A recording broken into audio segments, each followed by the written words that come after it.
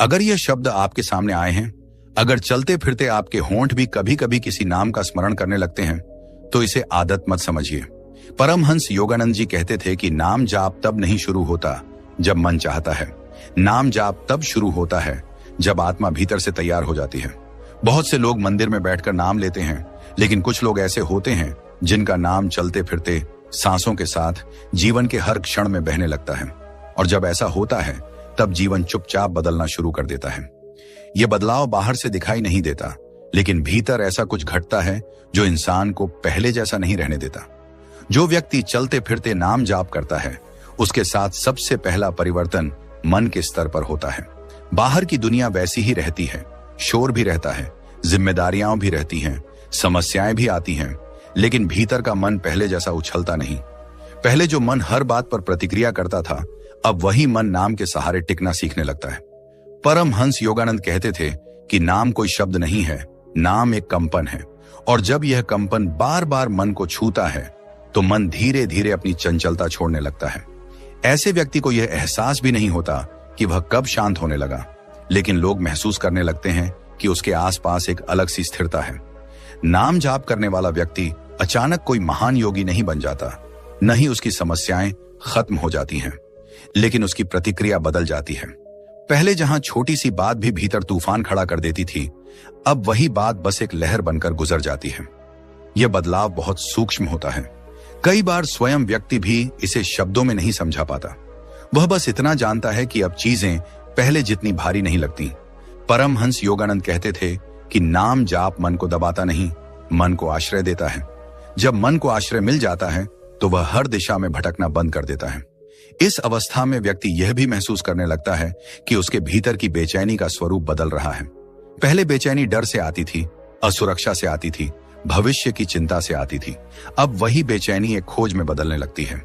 अब मन पूछता है कि मैं वास्तव में क्या हूं, मैं क्यों हूं, और मुझे भीतर से सुकून क्यों मिल रहा है। ये प्रश्न किताबों से नहीं आते, ये नाम जाप की गहराई से जन्म लेते हैं। योगानंद जी कहते थे कि जब नाम मन के साथ चलता है तब जीवन अपने आप साधना बन जाता है। धीरे धीरे ऐसा व्यक्ति यह भी अनुभव करता है कि उसके जीवन में अनावश्यक संघर्ष कम होने लगे हैं। इसका अर्थ यह नहीं कि कठिनाइयां नहीं आती, बल्कि इसका अर्थ यह होता है कि हर कठिनाई लड़ाई नहीं बनती। पहले जहां व्यक्ति हर बात को अपनी प्रतिष्ठा, अपने अहंकार या अपने डर से जोड़ लेता था, अब वह वैसा नहीं करता। अब वह देख पाता है कि कौन सी बात वास्तव में महत्वपूर्ण है और कौन सी केवल मन का खेल है। नाम जाप उसे यह विवेक देना शुरू कर देता है। परमहंस योगानंद कहते थे कि विवेक ही आध्यात्मिक जीवन की पहली निशानी है। इस परिवर्तन के दौरान कई बार ऐसा भी होता है कि व्यक्ति को अपने आसपास के लोग बदलते हुए महसूस होते हैं। कुछ लोग जो पहले बहुत अपने लगते थे, अब दूर लगने लगते हैं, और कुछ लोग जो सामान्य थे, उनके प्रति भीतर से करुणा जागने लगती है। यह इसलिए नहीं होता कि लोग सच में बदल जाते हैं, बल्कि इसलिए होता है क्योंकि नाम जाप करने वाला व्यक्ति अब लोगों को उनके कर्मों से नहीं, उनकी अवस्था से देखने लगता है। वह समझने लगता है कि हर व्यक्ति अपने ही संघर्ष में उलझा हुआ है। यह समझ उसे कठोर नहीं बनाती, बल्कि और अधिक कोमल बना देती है। यहां से दूसरा गहरा परिवर्तन शुरू होता है। चलते फिरते नाम जाप करने वाला व्यक्ति धीरे धीरे भय से मुक्त होने लगता है। यह भय अचानक नहीं जाता, यह धीरे धीरे ढीला पड़ता है। पहले भविष्य का डर, असफलता का डर, अकेले रह जाने का डर, ये सब मन पर हावी रहते थे। लेकिन अब जब नाम सांसों के साथ चलता है, तब भीतर एक अजीब सी सुरक्षा की भावना जन्म लेती है, जैसे कोई अदृश्य सहारा हमेशा साथ चल रहा हो। परमहंस योगानंद कहते थे कि जब नाम भीतर बस जाता है, तब ईश्वर को खोजने की जरूरत नहीं रहती, ईश्वर साथ साथ चलने लगते हैं। इस अवस्था में व्यक्ति को यह भी महसूस होने लगता है कि मृत्यु का विचार भी पहले जैसा डरावना नहीं लगता। वह मृत्यु को बुलाता नहीं है, लेकिन उसे भागता भी नहीं है। उसके भीतर यह समझ बनने लगती है कि जीवन और मृत्यु दोनों एक ही प्रवाह के हिस्से हैं। नाम जाप उसे इस प्रवाह से जोड़ देता है। वह अब हर चीज को पकड़कर नहीं जीता, वह बहना सीखने लगता है। यही बहना उसके भीतर से भय को धोने लगता है। नाम जाप करने वाले व्यक्ति के जीवन में एक और सूक्ष्म बदलाव आता है। वह हर समय कुछ पाने की जल्दी में नहीं रहता। पहले जहां हर क्षण किसी न किसी परिणाम की चिंता रहती थी, अब वहां एक सहजता आ जाती है। वह कर्म करता है, लेकिन बेचैनी के साथ नहीं। वह प्रयास करता है, लेकिन डर के साथ नहीं। यह परिवर्तन बाहर से देखने पर आलस्य जैसा लग सकता है, लेकिन भीतर से यह बहुत गहरी जागरूकता होती है। योगानंद जी कहते थे कि शांति और आलस्य में बहुत अंतर है। आलस्य में चेतना गिरती है, शांति में चेतना ऊपर उठती है। इस दूसरे चरण में व्यक्ति यह भी सीखने लगता है कि हर बात पर बोलना आवश्यक नहीं है। पहले जहां वह अपनी बात मनवाने के लिए शब्दों का सहारा लेता था, अब वह मौन में अधिक सहज हो जाता है। यह मौन खाली नहीं होता, यह नाम से भरा होता है। और जब मौन नाम से भर जाता है, तब शब्दों की आवश्यकता अपने आप कम हो जाती है। लोग कई बार इसे कमजोरी समझ लेते हैं, लेकिन भीतर से व्यक्ति पहले से अधिक मजबूत हो चुका होता है। चलते फिरते नाम जाप करने वाला व्यक्ति धीरे धीरे यह समझने लगता है कि संसार को बदलने से पहले स्वयं को स्थिर करना आवश्यक है। वह दूसरों को उपदेश नहीं देता, वह अपने जीवन से उदाहरण बनने लगता है। यह बदलाव बहुत शांत होता है, कोई घोषणा नहीं होती, कोई दावा नहीं होता, लेकिन जो संवेदनशील होते हैं वे उसकी उपस्थिति में कुछ अलग महसूस करने लगते हैं। योगानंद जी कहते थे कि सच्ची साधना शब्दों में नहीं, तरंगों में काम करती है। अगर आप अपने भीतर यह महसूस कर रहे हैं कि नाम अब प्रयास से नहीं, अपने आप चलने लगा है, कि शांति अब बाहर की परिस्थितियों पर निर्भर नहीं रही, कि डर धीरे धीरे अपनी पकड़ छोड़ रहा है, तो समझ लीजिए कि यह केवल शुरुआत है। यह पहला और दूसरा चरण है उस यात्रा का, जहां नाम केवल जप नहीं रहता, नाम जीवन बनना शुरू कर देता है। और जब नाम जीवन बन जाता है, तब व्यक्ति चाहे चलता हो, बैठा हो या संघर्ष कर रहा हो, भीतर कहीं ना कहीं एक दीपक जलता रहता है जो उसे भटकने नहीं देता। जैसे जैसे यह यात्रा आगे बढ़ती है, वैसे वैसे नाम जाप करने वाले व्यक्ति के भीतर एक और गहरा स्तर खुलने लगता है। अब नाम केवल मन को शांत नहीं करता, अब वह हृदय को स्पर्श करने लगता है। तीसरा परिवर्तन यहीं से शुरू होता है। इस अवस्था में व्यक्ति को यह अनुभव होने लगता है कि उसके भीतर भावनाएं पहले जैसी तीव्र नहीं रही। दुख आता है लेकिन वह चीरता नहीं, खुशी आती है लेकिन बांधती नहीं। भीतर एक संतुलन बनने लगता है, जैसे कोई अदृश्य धुरी है जिसके चारों ओर जीवन घूम रहा है। परमहंस योगानंद जी कहते थे कि जब नाम हृदय में उतरता है, तब जीवन की हर स्थिति एक शिक्षक बन जाती है, शत्रु नहीं। इस दौर में व्यक्ति अपने पुराने घावों को अलग दृष्टि से देखने लगता है। जो बातें पहले पीड़ा देती थीं, अब वही उसे समझ देती हैं। वह यह स्वीकार करने लगता है कि जिन परिस्थितियों ने उसे तोड़ा, वही उसे भीतर से खोलने भी आई थी। नाम जाप यहाँ मरहम का काम करता है। वह दर्द को मिटाता नहीं, वह दर्द को अर्थ देता है। योगानंद जी कहते थे कि जिस पीड़ा को नाम छू ले, वह शुद्ध हो जाती है। वह बोझ नहीं रहती, वह जागरूकता बन जाती है। इस अवस्था में व्यक्ति के भीतर एक और बदलाव आता है। अब वह दूसरों से बहुत अधिक अपेक्षा नहीं करता। पहले वह चाहता था कि लोग समझें, साथ दें, सहारा बने। अब वह यह जानने लगता है कि हर व्यक्ति अपनी सीमा के अनुसार ही दे सकता है। यह समझ उसे निराश नहीं करती, बल्कि मुक्त करती है, क्योंकि जब अपेक्षाएं गिरती हैं, तब प्रेम अपने आप शुद्ध हो जाता है। नाम जाप करने वाला व्यक्ति अब बिना मांगे प्रेम करना सीखने लगता है। धीरे धीरे उसके भीतर क्षमा की शक्ति विकसित होने लगती है। यह क्षमा किसी उपदेश से नहीं आती, यह अनुभव से आती है। वह समझने लगता है कि जिसने उसे चोट पहुंचाई, वह स्वयं भी किसी चोट के प्रभाव में था। यह समझ उसे बड़ा बना देती है। वह भूलता नहीं, लेकिन वह बोझ नहीं ढोता। योगानंद जी कहते थे कि क्षमा का अर्थ यह नहीं कि आप गलत को सही मान लें, बल्कि यह है कि आप अपने हृदय को विष से मुक्त कर लें। तीसरे चरण में एक बहुत सूक्ष्म अनुभव भी होता है। व्यक्ति को कभी कभी बिना कारण आनंद की लहर महसूस होती है। कोई विशेष घटना नहीं होती, कोई सफलता नहीं होती, फिर भी भीतर से हल्की सी मुस्कान उठती है। यह आनंद बाहरी नहीं होता, यह नाम से उपजा होता है। यह संकेत होता है कि नाम अब केवल शब्द नहीं रहा, वह चेतना की अवस्था बन रहा है। ऐसे क्षण बहुत छोटे होते हैं, लेकिन उनका प्रभाव गहरा होता है। वे व्यक्ति को यह भरोसा देते हैं कि वह सही दिशा में है। इस स्तर पर पहुंचने के बाद जीवन व्यक्ति को चौथे गहरे परिवर्तन की ओर ले जाता है। अब नाम जाप करने वाला व्यक्ति स्वयं के भीतर छुपे अहंकार को देखने लगता है। यह अहंकार पहले जैसा स्थूल नहीं होता, यह बहुत सूक्ष्म होता है। यह मैं सही हूं, मैं अलग हूं, मैं समझदार हूं जैसे भावों के रूप में प्रकट होता है। योगानंद जी कहते थे कि आध्यात्मिक मार्ग पर अहंकार मरता नहीं, वह रूप बदल लेता है। चौथा चरण इसी अहंकार को उजागर करने आता है। इस अवस्था में जीवन व्यक्ति को ऐसी परिस्थितियों में डालता है जहां उसकी समझ भी असफल हो जाती है। वह जानता है कि क्या सही है, फिर भी स्थिति उसके पक्ष में नहीं जाती। वह ईमानदार होता है, फिर भी उसे मान्यता नहीं मिलती। वह शांत रहता है, फिर भी लोग उसे गलत समझते हैं। यही वह क्षण होता है जहां नाम जाप की वास्तविक परीक्षा होती है।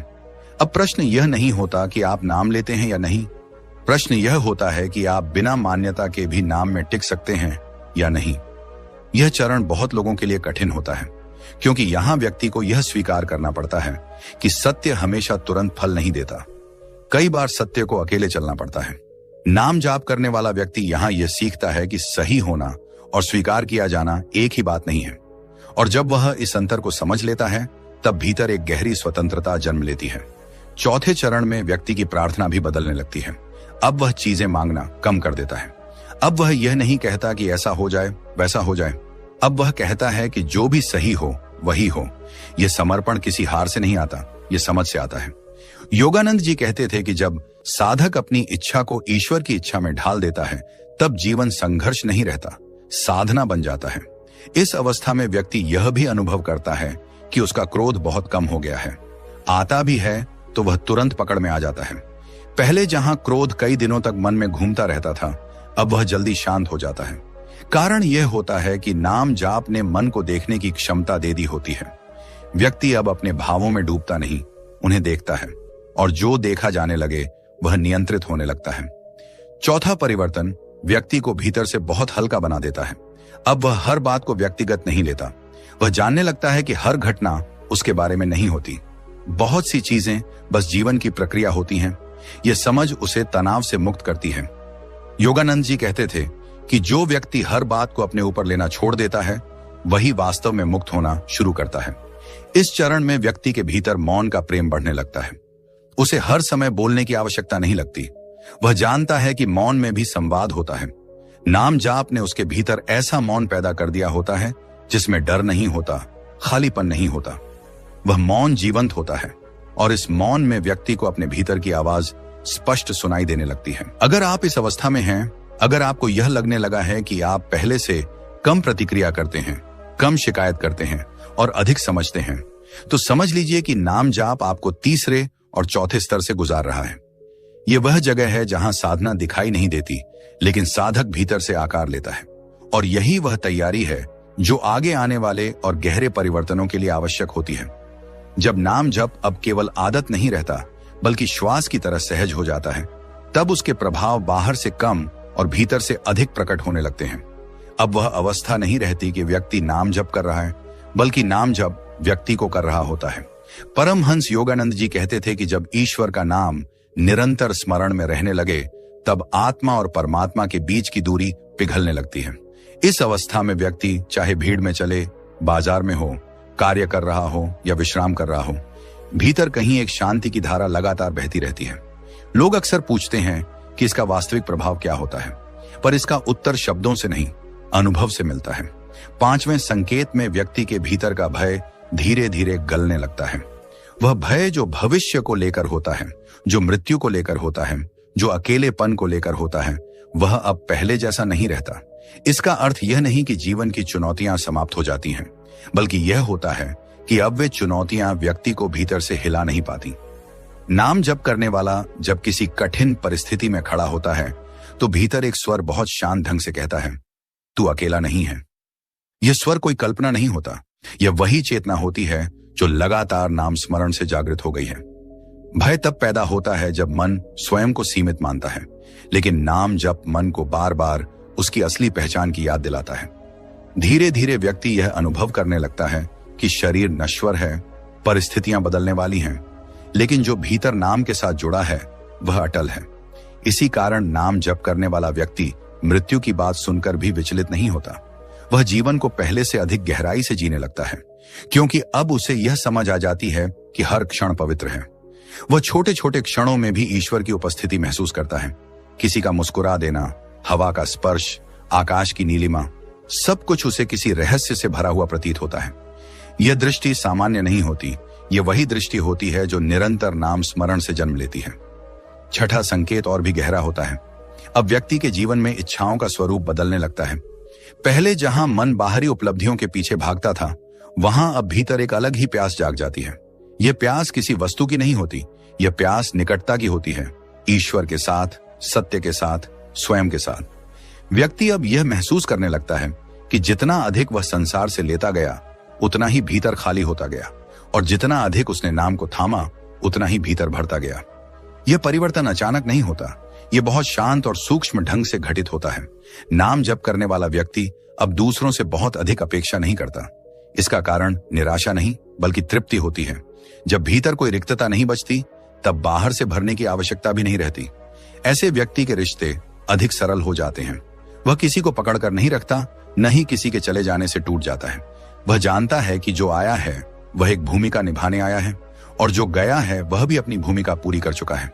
इस समझ के पीछे कोई दर्शन नहीं बल्कि नाम स्मरण से उपजा हुआ अनुभव होता है। परमहंस योगानंद जी कहते थे कि जब नाम जप गहरा होता है तब व्यक्ति की करुणा स्वतः बढ़ जाती है।